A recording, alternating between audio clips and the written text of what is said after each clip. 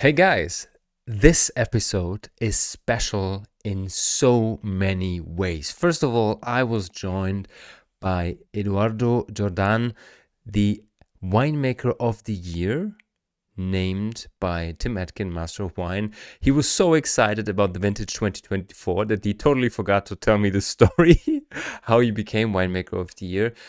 He's very experienced. He knows Chile very well. He produces great wines for the iconic Miguel Torres Winery in Chile.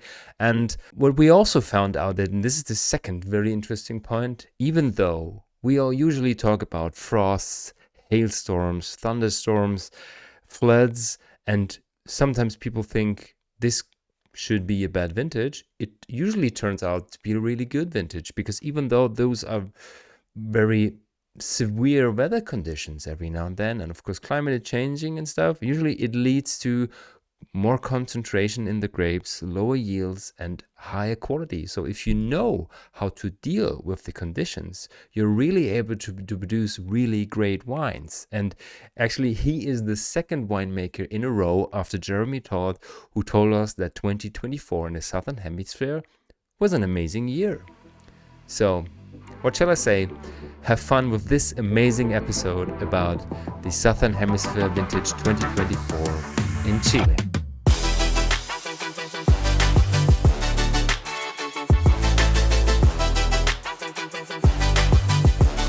Welcome to the Pinot and Pixel podcast episode number 195. Today, I'm incredibly honored to be joined by Eduardo Jordan, directly from Chile, a head winemaker at the iconic Torres Winery. Eduardo, it's a pleasure to have you on the pod. Thanks for joining the episode. Thank you very much, Alex, for inviting me. We're going to dive deeply into the highly anticipated vintage 2024, the challenges that came across, and why this year is so special and so unique.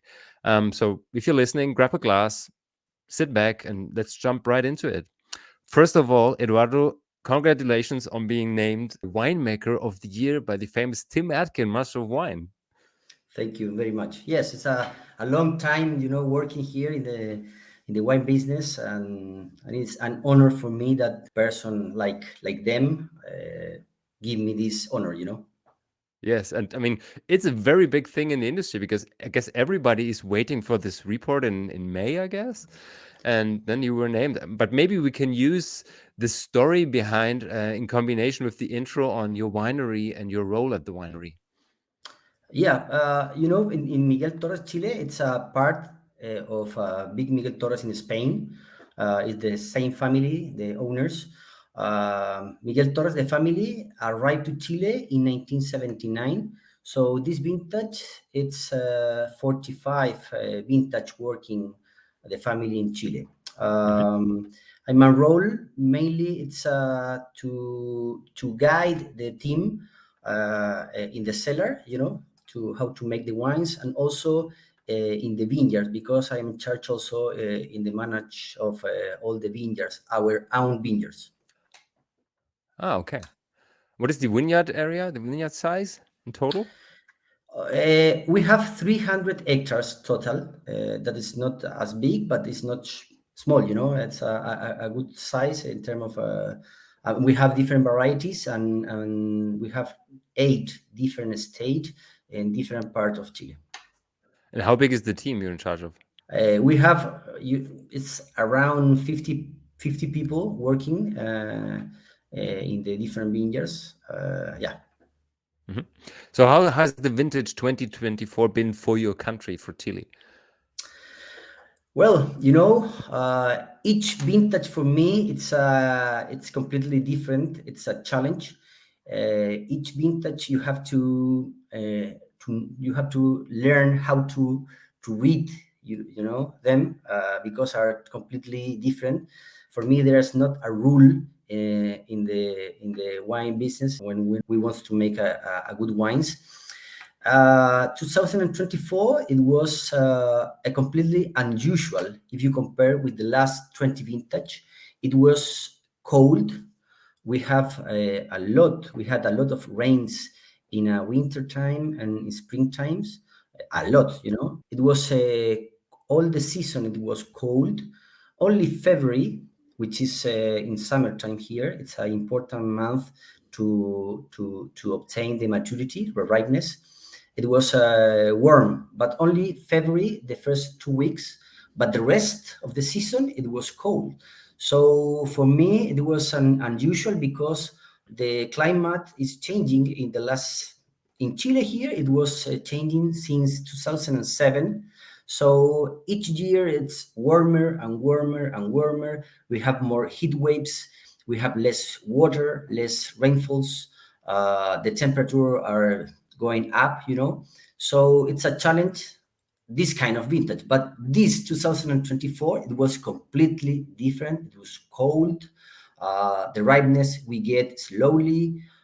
So for me, it was an incredible, a terrific vintage. Challenging vintage. Okay. Yes. Yeah. Have you been affected by flooding, by floods in winter? You said you had a lot of rain and there were some vineyards flooded in See, yeah, Chile. yeah, yeah. See, yes, exactly. In August, we have floods in many places. The rivers, had a lot of water from the Andes Hmm. mountains. So it was a problem from some people, and some of them died, because Hmm. the water. Is there any chance of dealing with the floods? Is there any special system you can use or so? Yeah, we have, in Chile, we have many, many rivers. Chile is a very long country, thin country. So usually the rivers come from the Andes to the Pacific Ocean. But from the last, I think, 50 years, the quantity of water that we have, it was not the same that we have in August. So it was completely unusual. So for many, many peoples, they don't see that. They can't. Help to the Hmm. people because of that. And this was August 2023, correct? August 2023, exactly. How was August this year? It was no, it was dry. It was Okay. completely different. Yeah. Uh, Hmm. this year we have a lot of rains in June. July it was dry. August normal, and September some rains, but not too much. And so, what was the impact of the climate on the vines and on the fruit quality? At the end, the quantity of water that we have in winter time and springtime, basically in August, it was healthy for the vineyards because we have the right accumulation of water in the soils. So that those vineyards that, for example, we don't use irrigation, it was perfect for this kind of vineyards. And in the rest, in the vineyards that we need irrigation from the rest of the season, for example, in summertime, it was useful because we have to add a little bit less Mhm. than other years before. What is the percentage of the vineyards that are irrigated usually? Oh, yeah, a difficult question exactly, but I Just think here in Chile, roughly, it's like could be 30 mhm, 30% of the vineyards in Chile are unirrigated, and 70% today, I think, is irrigated. mhm. You said that you're in charge of around about 300 hectares. And what is, I mean, Chile is a very, very long and quite thin country. Where are they located? Are they quite close to each other? Yeah, no, no. These are the distance is long, Mhm, and for example, we have our own grapes, but also we buy grapes to from different producers. And today we are producing, for example, our Chardonnay Cordillera come from the north of Chile, which is 4 hours driving from Santiago, which is the capital. mhm, And the Sauvignon Blanc that we produce come from Osorno Valley, which mhm. is 9 hour driving to the south. Oh, wow. So it's 1,300 kilometers distance from one to the other. So we have to drive a lot. Yeah, and the conditions are totally different. In the north, the place that we had the Chardonnay, it's completely dry, Mhm, like we have like 40 inches per year in terms of rainfalls. It's nothing. mhm. In the south of Chile we have like 1900, so it's a lot of Mhm. rains. Yeah. So the landscape, if you see, are totally different. Hmm. And I mean, given your experience, especially in winemaking, what would you expect from the flavor profile on the wines in 2024 vintage? Yeah, basically, first of all, I think the wines are more fresh Hmm. because we have less temperature, so we accumulate less sugar. It was the ripeness. It was slowly. We lose less acidity because when you have too much sun, you lose the acidity. In this year, this vintage 2024, it was slow. We keep the acidity. We accumulate less sugar, so at the end it's less alcohol, and the aromas, the flavors are fresher. Hmm. So it's for me it's a fantastic vintage. So clear fruit, high in aromas, and very aromatic, and of high in acidity, and low in alcohol.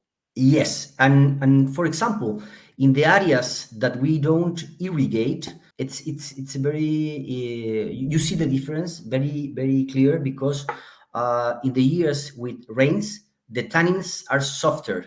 You Hmm. you feel more the volume of the tannins, but it's a silky tannins, Hmm. But when you have not enough water, the tannins are drier, so you feel very clear that kind of difference. Hmm. And I mean, are there any grape varieties that stand out in this vintage? I think yes. I think, for example, the Cariñan or Cariñena, because we are a Spanish company, but the Cariñena, Cariñena, it was amazing at the end. The quality, it was very fresh. Basically, this kind of variety are planted in dry areas. We are not using irrigation. I think, for example, the Sauvignon Blanc from Osorno, from the south of Chile, also it's amazing, and the Chardonnay from the north. It was, you know, it's very important to separate in Chile because it's very long country. We have different latitudes, so the north is different to the central south area and totally different with the south area. Mhm. So this year, the vintage 24, it was warm and dry in the north area. In the central south, it was a lot of rains we have. It was a totally cool year. The season, it was cool. And in the south, it was cool, and we have some frost in the Mhm. springtime. But the summertime, it was in the south, it was warm. So I think in the three areas, at the end, we obtain wood quality. The more challenging for me, it was the north because it was too warm and we Mhm. don't have enough water. So it was challenging in terms when to pick the grapes to avoid to lose the acidity from the Chardonnay, basically. Mhm. It sounds like you usually have to deal with three different vintages in one year. Yeah, and this year it was the longest vintage for me. We start in February 2nd, Mhm. and we finish the vintage in May, in the first week of May. So it was a very long season and vintage. So 3 months of harvesting. Yes, it Wow. was too long, too long. Yes, because the Yeah. climate. Yeah. What are the main markets for your wines? Oh, depends which one of them, but basically, the best market for us is a local market. Chile Mhm. is one of the best. Okay. It's unusual because usually the Chilean wineries export like 80% of the Yeah. production. But for us, as Miguel Torres, we sell here in Chile like a 50% of our own production. Oh, wow. Okay. And that is unusual for Chile, and that is the view that brought to Chile the family, the family from Spain, because they sell in Spain in the local market a lot. Mhm. And in the export markets, I think Brazil, I think Belgium, Canada, and Japan, Mhm. and today is increasing also United States. What about China? China, it's depending, of the year. It was very good market like 5 years ago. Hmm. Today it's going up again. I think it's a tremendous, it's a very big market, but it's not easy to work there. Hmm. Do you change something in terms of marketing and especially, of course, sales and storytelling when you have such a difficult or different vintage? Yeah, usually we have today we separate the entry level wines, that basically the price is the most important, with those wines that have a lot of history behind, more than the wine, also the history, because the producer, because the vintage, because the quality, the when was planted the vineyard. So these wines that are more than, for example, in United States, to you understand, more than $20 per bottle. Those kind of wine have a big history behind. Hmm. So each year we have to explain to the market what the thing, how the things we're doing here in Chile, how we manage that, in terms of if we pick the grapes early or we pick the grapes later, something like that. And this is especially for the US or generally the export markets? No, no, for the export market. Okay. Hmm. Okay, we have And to. Hmm? I just wanted to say, so mainly the storytelling of how the vintage went is focused on, I would say, like the high class wines, the single vineyard wines, stuff like that, brands, the iconic brands. Exactly. So Mhm. in that kind of wines, we have to go to the market to explain to the importers or distributors about the vintage, about the quality, about the climate, about everything, and every year say about the history behind, obviously, of each of these our wines. Mhm. Mhm. What are the icon wines? I mean, you talked about Carignana, you mentioned Chardonnay and Sauvignon Blanc. What are the icons? There are a good we have a brand. It's a Cordillera range. Yeah, the range is Cordillera. This is the Hmm. name. In the Cordillera, I like a lot because we try to produce grapes from the one of the best areas that we like for each variety. For example, the Chardonnay Cordillera come from the north of Chile because we have limestone. Hmm. Okay, these kind of soils. So it's salty limestone. It's a minerality there in the wines, but the Sauvignon Blanc in Cordillera comes from the south, from Osorno, which is in the Patagonia, which is in a volcanic soils.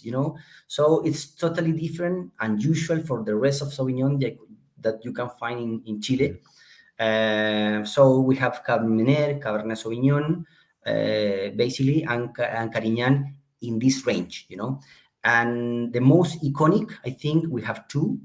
One is Escaleras de Empedrado, Hmm. escaleras like stairs, in Empedrado, which is the area Hmm. that it's, I think, the most important project for the family here in Chile, and I think it's one of the most important projects for Chile, because the quantity of money that the family expend to create the project, because we have to cut a forest that we have before.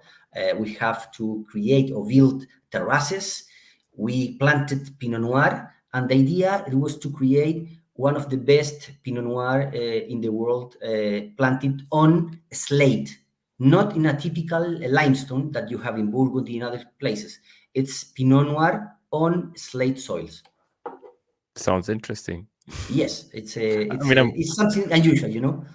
I'm wearing the hat for a reason, so it could be a bottle for me. Yeah, of course. And you said there is two icons. This one is, as you said, Yeah, maybe focused on the local market, on the domestic market. yes, and we have also in United States. Yeah, and the second one also we have in local market and United States also. It's Manso de Velasco.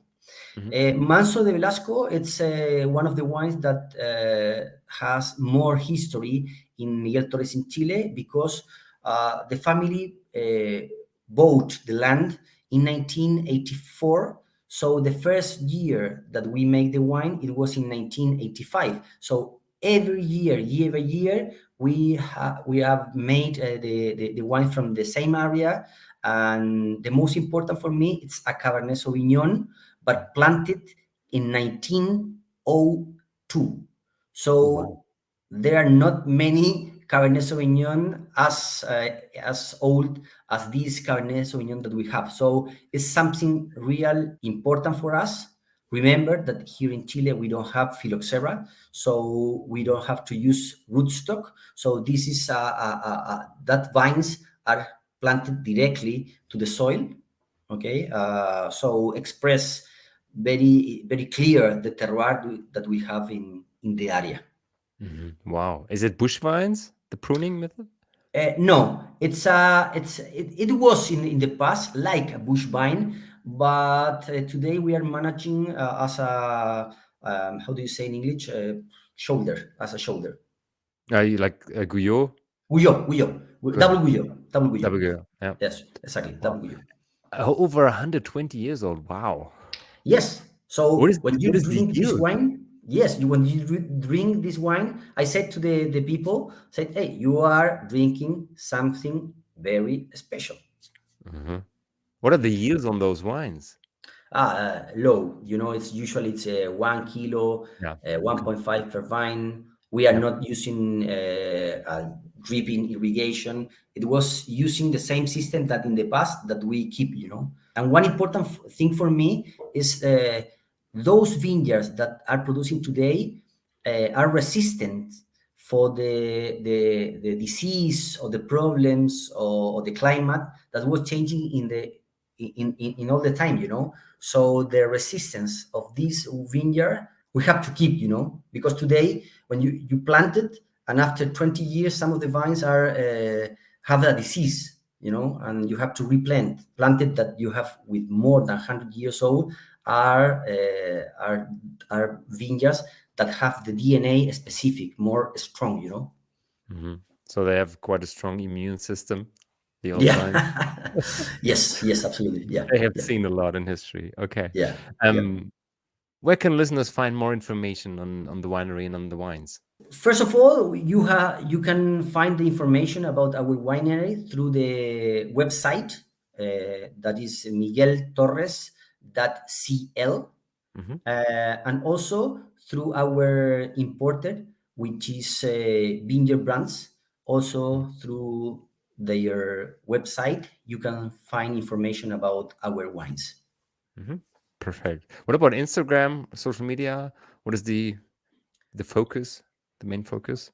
Yeah, in Instagram, also we have information about the Miguel Torres Chile, Miguel Torres CL. You can find the information and the things that we are doing every week here.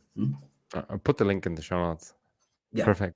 Eduardo, it was an absolute pleasure. Thanks for sharing all the insights it was a big enrichment for me and for the listeners, I guess. So, yeah, amazing. Thank you very much, Alex. I hope you get in touch in the future there in the state, or if you come, you are welcome to Chile. So and open a a bottle and try the wines, which is the most important for me. Huh? Yeah, it sounds great. And actually, South America is the only continent I've never been to before. All the others I have already visited. It's still on the list. So come. Yes. Thank you very much. I will talk to you soon. Fingers crossed for 2025. Yes, absolutely. Yeah, remember that 2024, one of the best vintages for Chile.